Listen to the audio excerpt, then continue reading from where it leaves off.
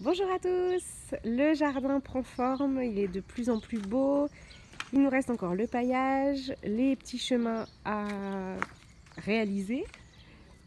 Et Nico, aujourd'hui, va nous montrer deux, trois petites choses, notamment déjà comment planter une plante correctement quand on la récupère dans le magasin. Bonjour à tous.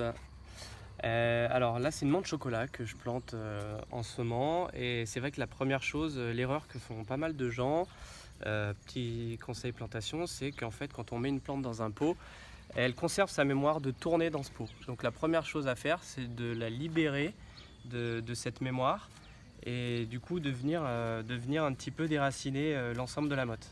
Donc l'extérieur, faut pas hésiter. Voilà, moi j'y vais au piochon, mais on peut y aller au doigt.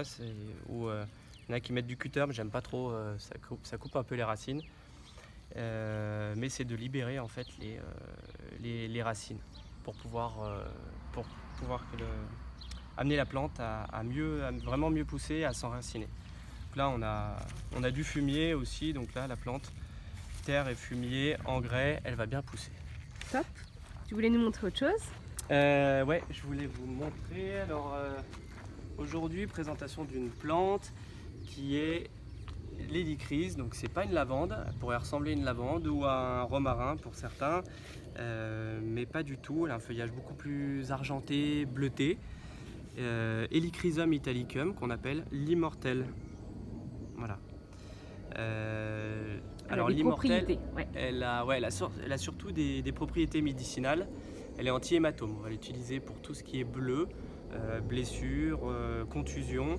On va utiliser l'huile essentielle, toujours à mélanger avec une huile végétale, directement sur la peau ou la contusion.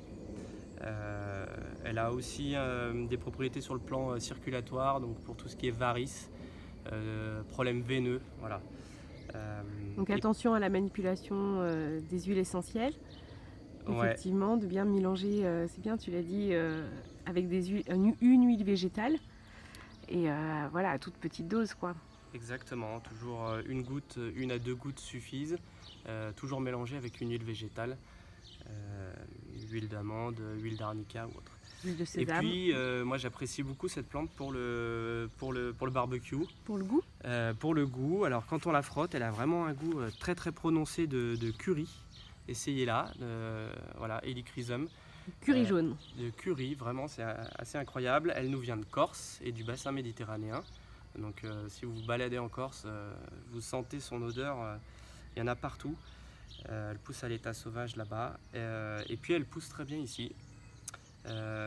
Donc à accompagner avec des viandes, alors pas en cuisson, dès qu'on la cuit elle prend son amertume.